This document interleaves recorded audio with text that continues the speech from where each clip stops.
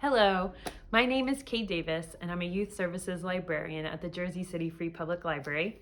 And today I want to show how you can use a book that doesn't have any words to actually learn how to read in another language.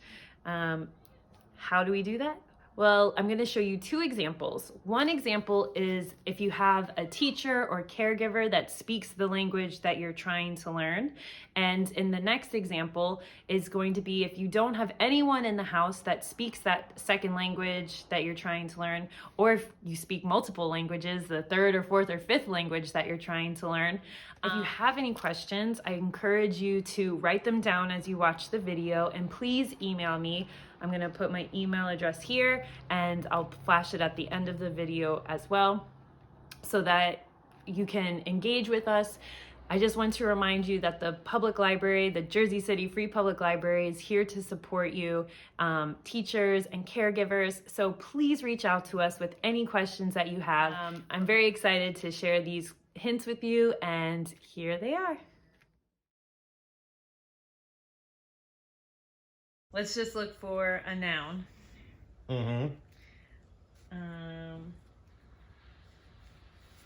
How about this wolf?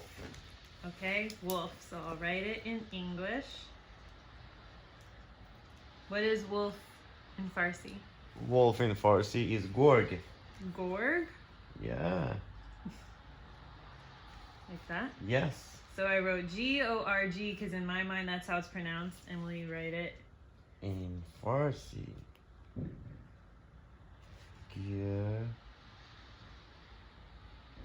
Gorg. And then I will draw a picture later, but just for now. Okay, so then I need a verb. So maybe how that wolf is moving, like struggle. Struggle.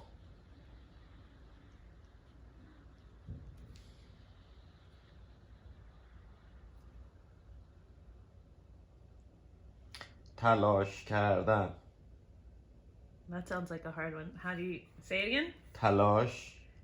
Talosh? Lash. Lash. Talash. Talash is like struggle, but to struggle means تلاش کردن. Kardan. کردن.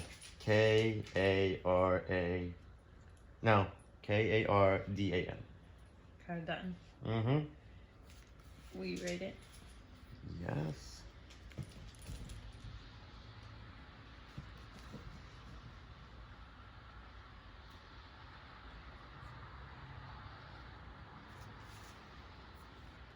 Thank you. Okay, and then we can choose a color. How about, I don't think we've had purple yet. What's purple? Banafsh. Banafsh.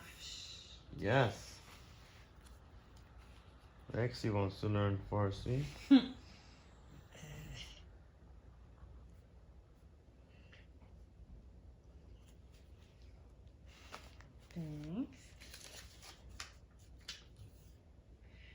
So feeling, should we do shock or scared? How about cold? Cold? Okay.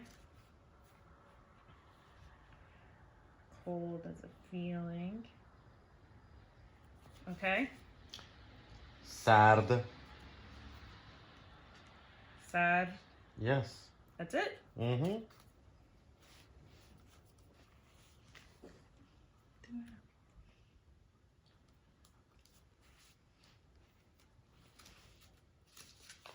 You have to keep it in the corner because then I have nowhere to draw.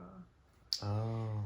Okay, and then a phrase, so maybe something that they would say. So the girl might say something like, oh my goodness. Or maybe the baby wolf would say, Mom. That's my mom. Yeah. Yeah. Should we do that? That's my mom? That's my mom. How would you say that? Un. Un. Maman. Un. Ne. E. Just E. Ne. No, E. no, no. Just E. Oh. Cross that. Yeah. Man. Un maman y man. Mm-hmm. E. E. Un momone mane. Umamani mani. Un momone Umamane. mane. So more like a. Yeah. Umamane mane. Mm-hmm. Okay. And then write it here.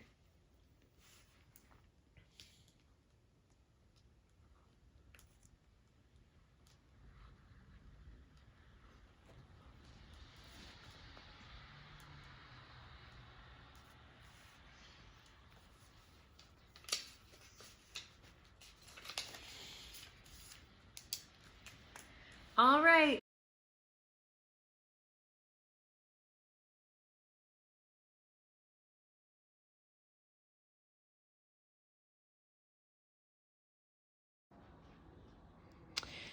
So you saw an example of when you're working with a caregiver that speaks the language that you're learning. So in that example, I was learning Farsi from someone that spoke Farsi. So when we were taking notes, then he could write the notes directly for me. But what if you don't have someone that speaks the language you're learning in your home? Then here's what you can do independently. Or if, let's say I'm a caregiver and my child is going to learn, we're both going to learn Gujarati. We don't speak Gujarati, so we don't have someone to guide us. So I'm going to have it ready here. And we're just going to do the same thing. So you'll need a pen, some sticky notes, the book, and a phone or some sort of device. My phone's filming this, so I'm going to use a library iPad to translate. But it's the same process. So we just start looking through the book. So we'll just start right here. And I like to, as I said, first start with a noun. So house is a pretty important noun. So I'm going to write house in English. And then I'm going to get my device, computer, phone, tablet, whatever you have. And then I'm going to see it in Gujarati. And I'm going to spell it the best that I can. Okay, so it looks like an R. All right. So ideally, I'll have someone that speaks Gujarati look at it and tell me if I'm spelling it correctly, because maybe I'm doing it wrong. And then I'm going to listen to it in English, or pronounce, so I can spell it phonetically in English, because right now my Gujarati is not good enough. I don't know how to read this, but I'm going to give myself a clue. Okay, that didn't hear that too well, so let me turn it up. Har. It sounds to me like har. So I write it phonetically for myself that I can understand. Har. Har. And then, as I said, I'm going to draw a picture of a house. So when I think of a house, I just think of the typical boop, boop, boop. Got the doors, windows. And there I go. So I'm going to stick that on the house. And then a verb. So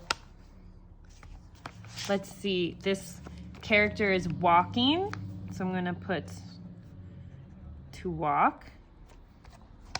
And when I'm studying a language for myself, I like to leave it in the basic form so that once I learn how to translate, I can add the endings, because a lot of times they end depending on what you're talking about. So like in English, if I'm learning present tense right now, maybe I would say the child is walking. But if I want to use it in the past tense, I would say the child walked. So if I leave it this way, then I can change it as I improve my language, if that makes sense. Hopefully that does. So I'm going to put to walk so that I can learn how to translate it. And then I'm going to try my best to spell it.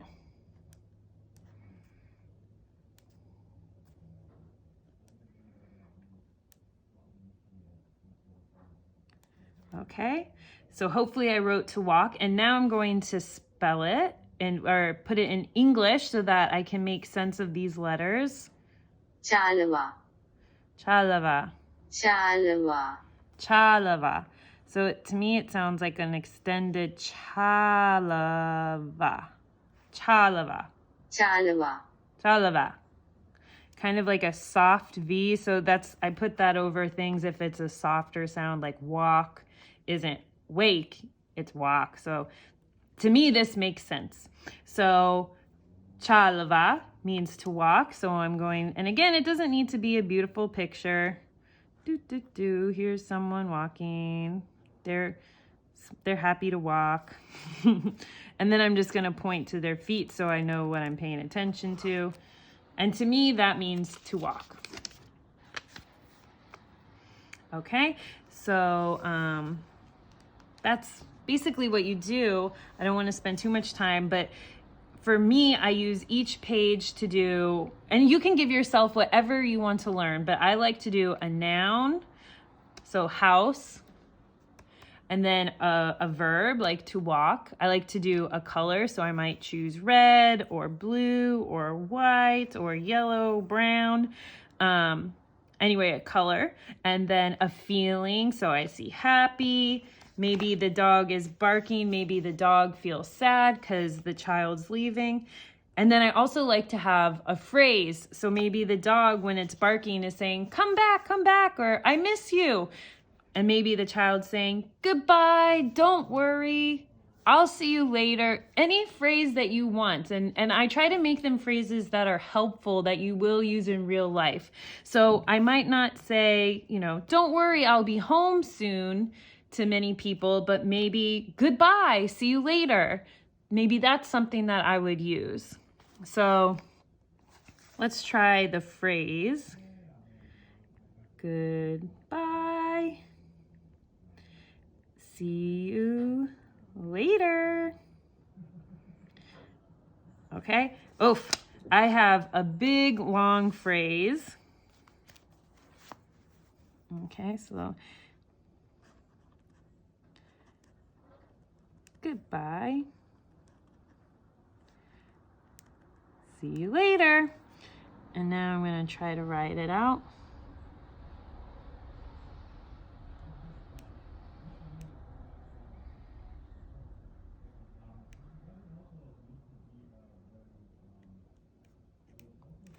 All right, so if anyone speaks Gujarati, they'll have to tell me how my spelling is. I hope I'm doing it okay.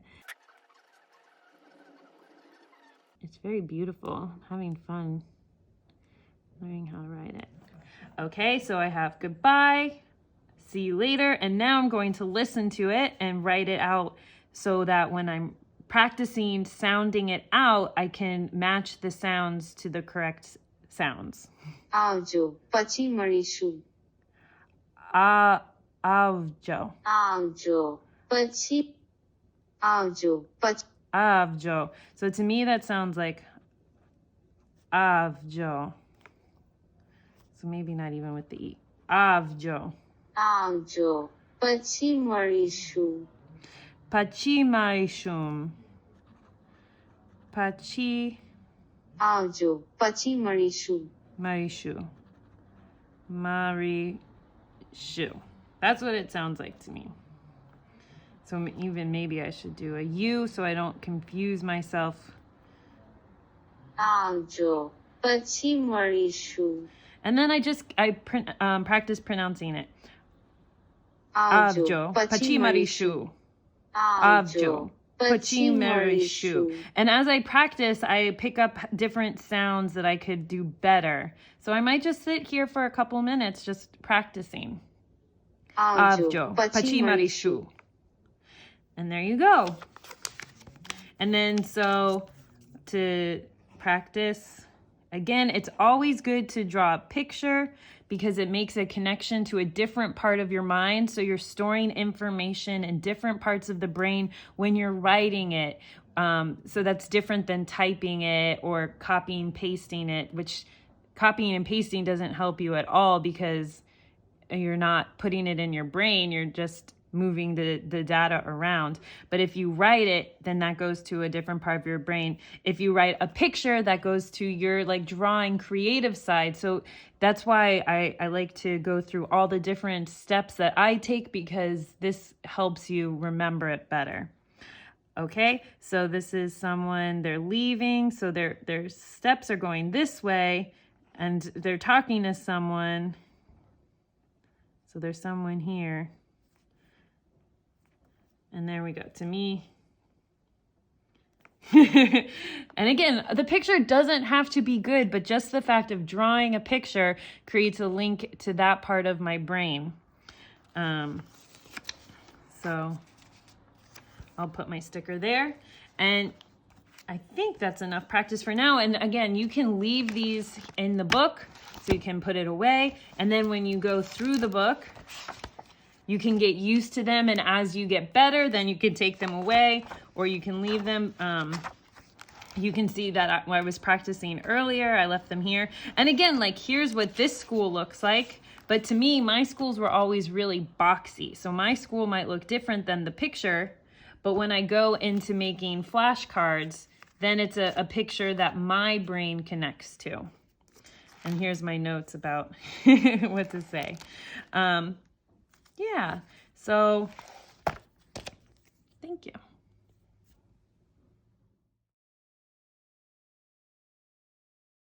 And another step that you can take is turning your notes into actual index cards. Now, these are just cards that I have lying around from like a gift tag or something.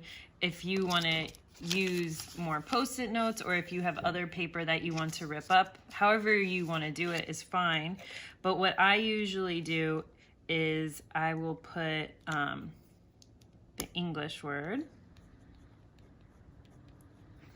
and my picture, because again, any extra aids that you can give yourself, so written in an image, is going to help it stay in your mind.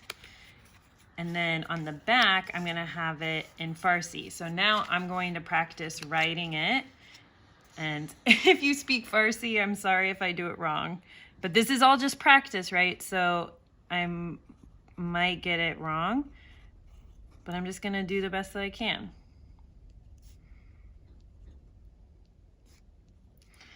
Okay, so I have it, and then I also have, again, how to pronounce it.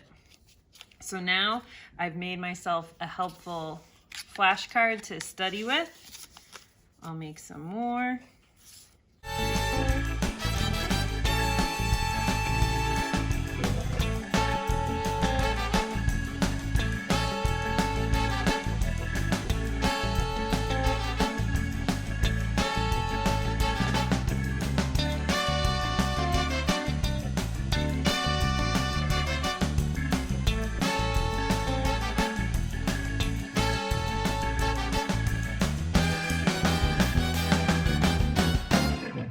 Okay, so these are just some of the sample ones. And now from the story, because eventually you have to turn in your book.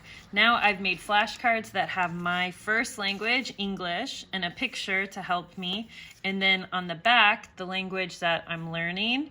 So in this case, Farsi. And then since Farsi has a different alphabet than mine, also the pronunciation. Now, I have studied Spanish and French and Italian and other languages that use the same letters as English, but sometimes, a lot of times, they're pronounced differently. So even if you're studying, you speak Spanish, but you're studying English, it could be helpful for you to write out how you would pronounce it in your native language, so that the pronunciation doesn't throw you off. I know especially in French, the way that I want to pronounce the words that I've spelled out is very different than the way they actually are. So whatever helps you, but this is the studying process that you can use with picture books. Thank you so much for joining me. I hope that these examples were helpful. If you have any questions, please email me below, because I'm so happy to support all the teachers and caregivers that are trying to give their child the gift of knowledge. So thank you so much for joining me, and I hope that you have a great rest of your day. Bye.